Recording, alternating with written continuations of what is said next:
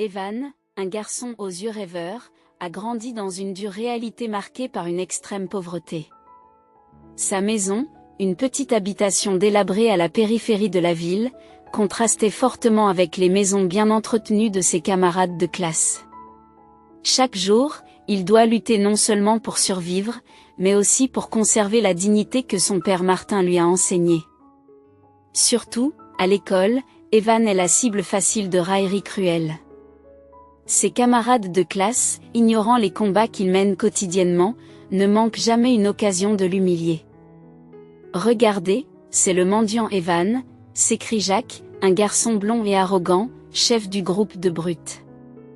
Les rires et les chuchotements se répandent dans le couloir comme une traînée de poudre, brûlant toute trace d'estime de soi qu'Evan tentait de préserver par une froide matinée d'automne, alors qu'il arpentait les couloirs de l'école en essayant de se rendre invisible.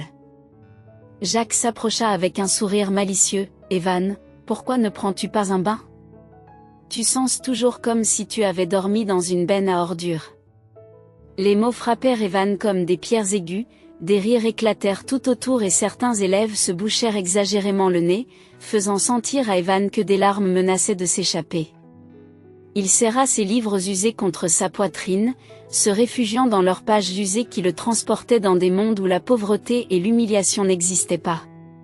Baissant la tête, il laissa ses cheveux indisciplinés cacher son visage. « Ignore-les, Evan », murmura-t-il pour lui-même. « Tu es plus que ce qu'ils peuvent voir au bout du couloir. » Madame Jenkins, une enseignante, observe la scène avec un mélange de tristesse et de colère. Elle s'approche, réprimande Jacques et ses amis et insiste sur le fait que le respect doit prévaloir dans cette école. « Evan mérite le même respect que chacun d'entre vous, dit-elle. Elle offre à Evan un sourire bienveillant. Mais il a du mal à lever les yeux. Seul dans la cour de l'école, Evan trouva un banc isolé sous un vieil arbre. Il laisse échapper quelques larmes. « Un jour, tout cela changera », murmura-t-il, un mélange d'espoir et de détermination dans la voix. « Un jour, ils verront. Je leur montrerai tout. » Il essuie ses larmes, prend un livre et commence à en lire chaque mot, promettant silencieusement un avenir meilleur. « Si vous étiez Evan, que feriez-vous à sa place ? Essaieriez-vous de vous venger des railleries de Jacques ? Essaieriez-vous de changer de vie ? Laissez vos réflexions dans les commentaires ci-dessous. Au milieu des ombres de la vie dans la rue, la famille d'Evan s'est distinguée comme un phare d'humanité et de gentillesse, en dépit de sa propre pauvreté. Martin et ses enfants ne manquaient jamais une occasion de donner un coup de main aux autres, même s'ils n'avaient pas grand-chose à offrir. Ils avaient fait des trottoirs et des ruelles sombres leur lieu de résidence, formant un sentiment de communauté avec d'autres personnes qui partageaient leur situation. Par un après-midi froid, avec un vent mordant qui semblait pénétrer chaque couche de vêtements, Evan et ses frères et sœurs sont revenus d'une recherche de nourriture avec plus de chance que d'habitude. Ils avaient découvert une boulangerie qui donnait le pain et les gâteaux invendus à la fin de la journée, et ils sont revenus les bras chargés. Evan aperçoit Monsieur Maxwell, un homme âgé et fragile, assis seul dans un coin, enveloppé dans des couvertures usées. « Père », dit Evan en s'approchant de Martin avec un regard compatissant, « aujourd'hui, nous avons trouvé un peu plus de nourriture. Pouvons-nous la partager avec Monsieur Maxwell ?» Martin, qui était en train de réparer une vieille radio, a levé les yeux vers Evan, un sourire fier illuminant son visage usé par le temps. « Bien sûr, mon fils. C'est ce que nous faisons, n'est-ce pas ? Nous prenons soin les uns des autres, même dans l'ombre, Evan. Ensemble, nous ne perdons jamais notre lumière. » Evan et quelques-uns de ses frères et sœurs se sont dirigés vers l'endroit où se trouvait Monsieur Maxwell. Ce dernier a appelé Evan et lui a dit « Nous avons apporté quelque chose pour toi. » Il tendit un sac rempli de pain et d'un gâteau. Monsieur Maxwell eut l'air surpris, ses yeux fatigués s'illuminant d'une lueur de joie. « Oh, mes jeunes amis. C'est trop, » murmura-t-il, la voix faible mais pleine de gratitude. « Ce n'est rien, » répond Evan en l'aidant à ouvrir le paquet. « C'est bien de partager ce que nous avons aujourd'hui. Nous sommes un peu mieux lotis, et nous voulons que vous le soyez aussi. Pendant que Monsieur Maxwell mangeait, les frères et sœurs s'assirent à côté de lui, écoutant les histoires qu'il racontait. Il racontait des histoires d'une époque qui semblait aussi lointaine que les étoiles dans le ciel nocturne. De retour avec leur groupe, Martin observa ses enfants, un sentiment de satisfaction lui réchauffant le cœur, malgré toutes les difficultés. Il savait qu'il leur avait appris quelque chose de précieux, l'importance du partage, de l'attention, de l'espoir et de la gentillesse, même dans les circonstances les plus sombres. Par cette nuit froide, sous le ciel étoilé qui recouvrait la ville, Martin a rassemblé ses enfants autour d'un petit feu. La lueur du feu éclairait son visage, révélant les rides profondes creusées par des années d'épreuves, mais aussi la dignité inébranlable qu'il portait dans sa posture droite et son regard ferme. En regardant chacun de ses enfants, ses trésors les plus précieux, Martin ressent une vague d'émotion. Vous ne le voyez peut-être pas, commença-t-il de sa voix grave et calme, perçant le silence de la nuit, mais à l'intérieur de moi, il y a un roi. Il marqua une pause, laissant ses mots en suspens. Les yeux des enfants brillent de curiosité et d'admiration. Evan, le plus attentif, se penche en avant, absorbant chaque mot de son père. Et vous, poursuivit Martin. Vous êtes ma cour royale. Chacun d'entre vous est un prince ou une princesse à part entière. Il tendit doucement la main et toucha la tête de chacun d'entre eux. La lumière de sa famille brillait comme un phare d'humanité dans les rues sombres de la ville. Le feu crépitait doucement, projetant des ombres dansantes sur les murs usés.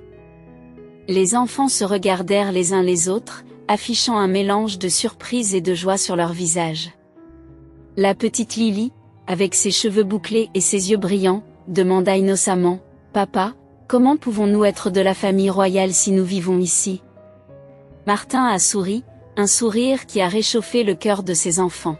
« Ma chère, la royauté ne se définit pas par les vêtements que nous portons ou par l'endroit où nous vivons. Elle se définit par la force de notre caractère, la bonté de notre cœur et la façon dont nous traitons les autres. » Il pointe du doigt le ciel étoilé. Vous voyez ces étoiles ? Chacune brille à sa manière, quelle que soit sa position dans le ciel, tout comme elle. Chacun de vous a sa propre lumière, sa propre force, et c'est cela, mes enfants, qui fait de vous de véritables membres de la royauté. Les yeux de Martin brillaient d'une beauté qui transcendait son apparence usée. Il a poursuivi, n'oubliez jamais que, quelles que soient les difficultés auxquelles nous sommes confrontés, la noblesse que nous portons en nous ne pourra jamais nous être enlevée. Les enfants, inspirés par les paroles de leur père, se sont sentis revigorés en ce moment autour du feu. Ils n'étaient pas seulement des enfants en difficulté, ils étaient des princes et des princesses, héritiers d'un royaume de force, de courage et d'amour inconditionnel, avec cette conviction fermement ancrée dans leur cœur. Ils affrontaient la nuit non pas comme les habitants d'une maison délabrée, mais comme les nobles d'une cour invisible, mais éternelle. À l'école, Evan a rencontré des défis qui allaient au-delà des difficultés scolaires. Il est souvent la cible d'humiliation, non seulement de la part de Jacques, mais aussi de Michel, une fille populaire dont la cruauté semble sans limite. Par une froide journée d'automne, alors que les élèves se rassemblent dans la cour de l'école, Michel s'approche d'Evan avec un sourire moqueur, Evan portant encore ses vieux vêtements. « Ce n'est pas étonnant que tout le monde te traite de mendiant », dit-elle d'une voix suffisamment forte pour attirer l'attention des autres élèves. Le groupe autour d'elle rit, faisant écho à ces paroles cruelles. Evan, qui tenait fermement son sac à dos usé, sentait son corps trembler, non pas à cause du froid, mais à cause d'un mélange de colère, de honte et de tristesse. Il regarde Michel d'un air déterminé et lui dit, « Un jour, Michel, tu verras mon vrai visage. » Michel rit et demande avec sarcasme, « Tu vas te transformer en prince, Evan ?» Elle cherchait l'approbation de ses amies qui riaient toutes.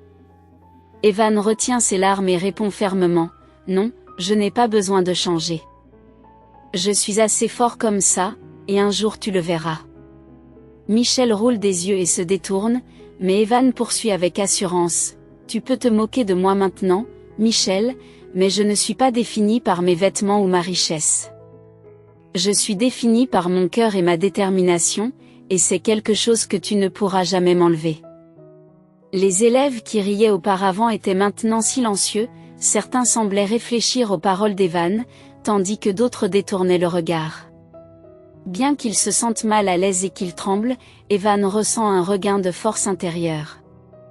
Il savait que la route serait longue et semée d'embûches, mais il était déterminé à prouver sa valeur, non seulement à Michel, mais aussi à lui-même. En lui jetant un dernier regard, Evan s'est retourné et a marché vers son prochain cours. Chaque pas témoignant de sa résilience et de son espoir. Lorsque Martin a appris qu'Evan avait été victime de brimades à l'école, un mélange de colère et de détermination l'a envahi. La matinée était nuageuse et les nuages lourds semblaient refléter l'humeur de Martin, qui se dirigeait vers l'école d'un pas ferme et résolu. En entrant dans le bâtiment, sa présence imposante attira l'attention des professeurs et des élèves. Il se dirigea vers la classe d'Evan, où se déroulait une discussion animée. En ouvrant la porte, sa silhouette grande et robuste fit immédiatement taire la salle. Les yeux des élèves s'écarquillent de surprise et de curiosité lorsque Martin regarde autour de lui avec un regard ferme et pénétrant, affirmant que son fils mérite le respect. De sa voix grave et calme, il emplit la salle, provoquant chez les élèves des regards nerveux et chez certains d'entre eux le fait de baisser la tête pour éviter son regard. Martin dit comprendre que la vie n'a pas été facile pour son fils, mais que cela ne donne à personne le droit de l'humilier. Les enseignants, pris au dépourvu, s'adressent à Monsieur Martin et lui proposent de discuter de l'affaire dans le bureau afin de la régler en privé.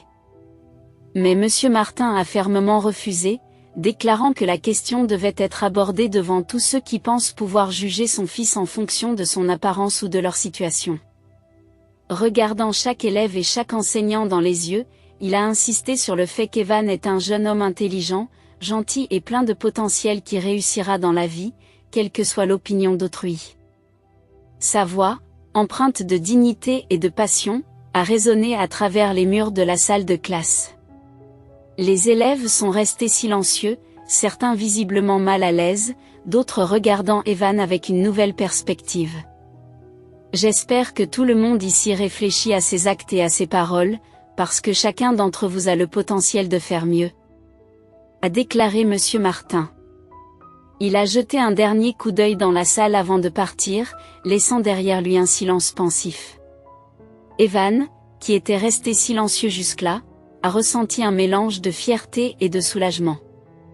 Le soutien de son père a non seulement renforcé sa propre résilience, mais a également envoyé un message clair à toutes les personnes présentes dans la salle: le respect et la compassion sont essentiels, quelle que soit la situation de la personne.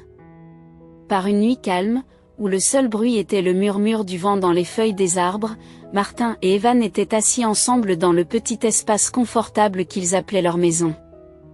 La faible lumière d'une bougie éclaire leur visage, créant une atmosphère intime pour une conversation sérieuse et profonde.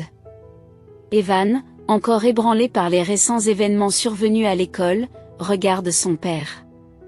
Malgré les difficultés qu'il rencontre, son père garde une attitude digne et forte. Conscient que son fils a besoin d'être guidé, Martin décide de lui raconter un peu de sa propre histoire.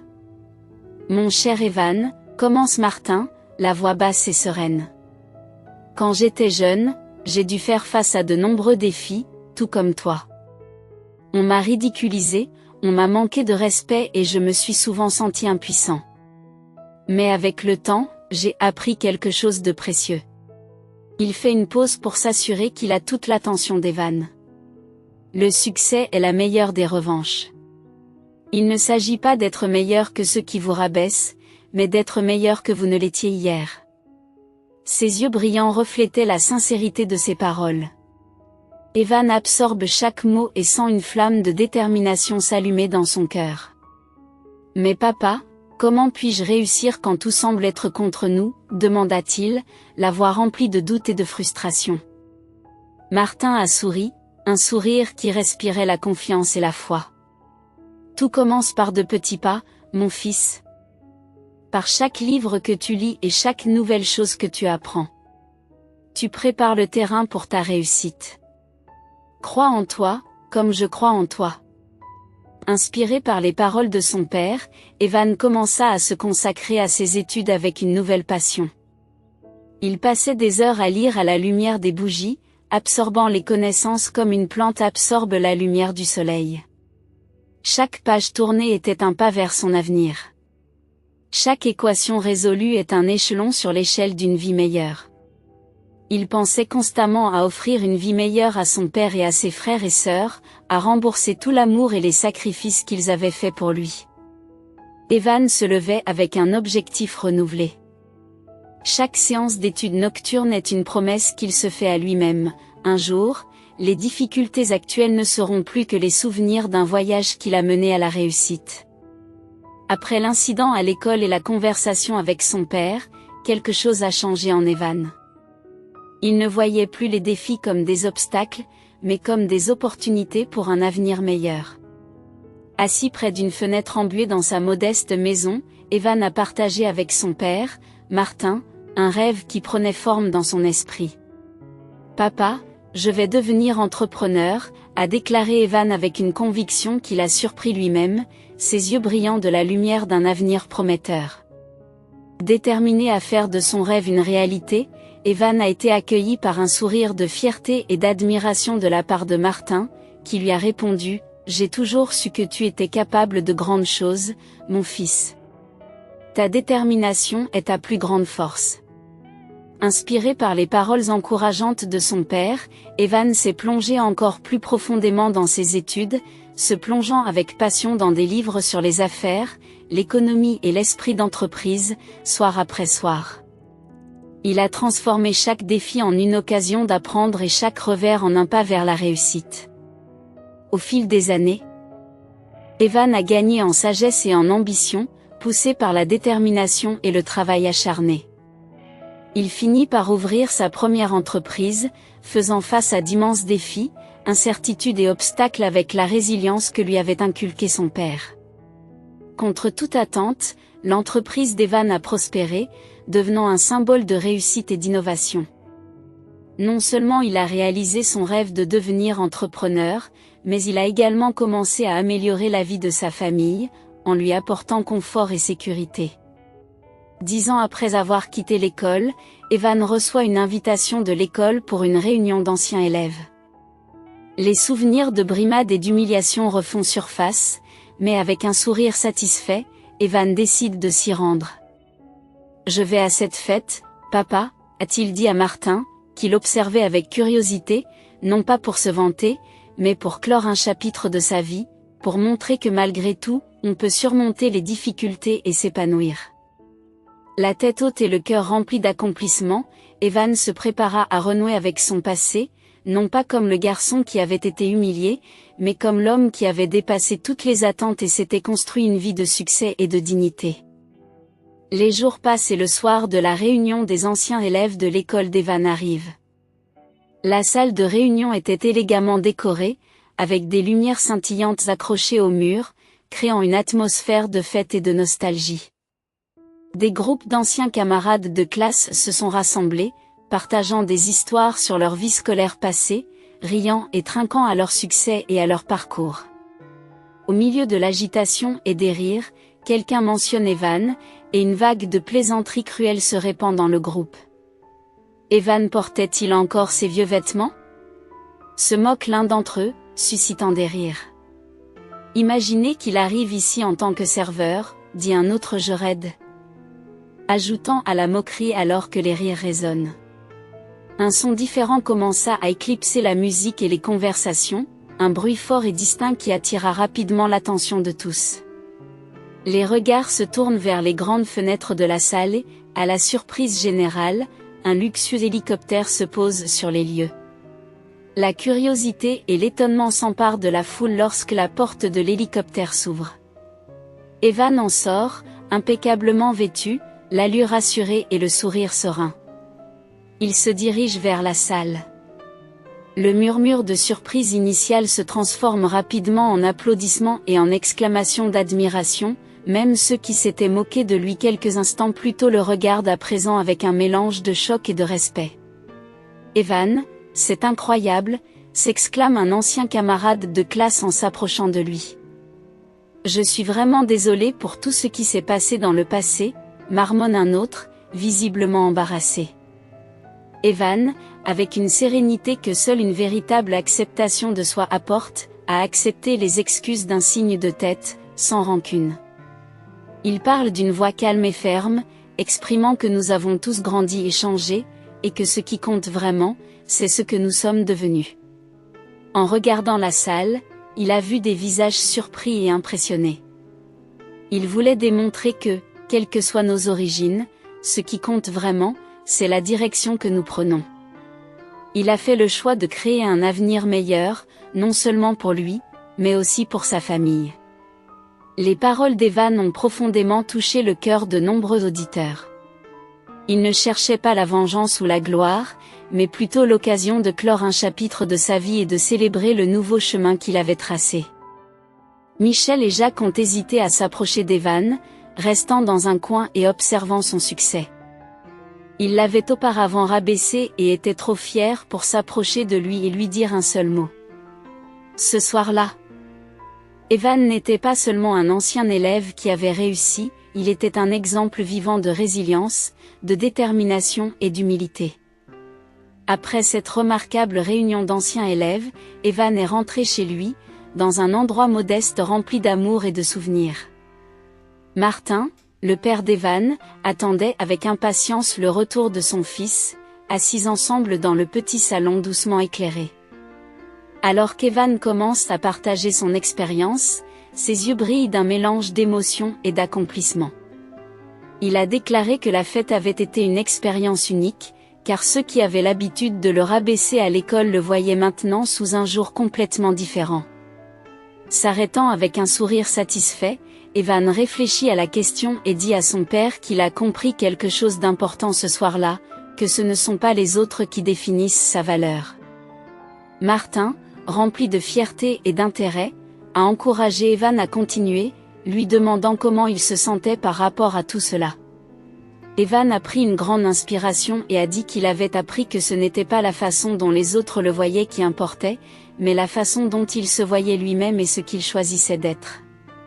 Martin a hoché la tête, l'expression remplie d'admiration, et a dit à Evan qu'il avait appris l'une des leçons les plus précieuses de la vie, exprimant à quel point il était fier de son fils. Evan a continué à aller de l'avant, et maintenant, avec le succès de mon entreprise, je peux enfin t'offrir, à toi et à notre famille, la vie que tu as toujours méritée, une vie sans les difficultés que nous avons endurées pendant si longtemps. Les larmes montent aux yeux de Martin. Mon fils, ton bonheur et ta réussite représentent pour moi plus que ce que je ne pourrais jamais demander. Te voir grandir et devenir l'homme que tu es aujourd'hui est le plus beau cadeau que je puisse recevoir, a-t-il déclaré. Evan sourit, touché par les paroles de son père. Et ce n'est pas tout, papa. Tu te souviens des gens que nous avons aidés lorsque nous étions dans cette situation presque misérable? Je prépare des projets pour les aider. Je veux leur rendre la gentillesse et la force que nous avons trouvées pendant cette période, explique Evan.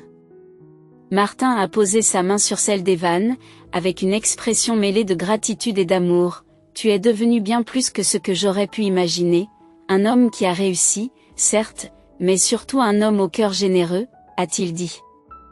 Ce soir-là, le père et le fils ont partagé non seulement des souvenirs, mais aussi des rêves pour l'avenir. Grâce à la détermination et à la compassion d'Evan, un avenir prometteur les attendait, non seulement pour eux, mais aussi pour beaucoup d'autres. Leur objectif était de soutenir Evan, un garçon qui avait été humilié et sous-estimé, mais qui était devenu un entrepreneur respecté et un individu exceptionnel déterminé à avoir un impact positif sur le monde.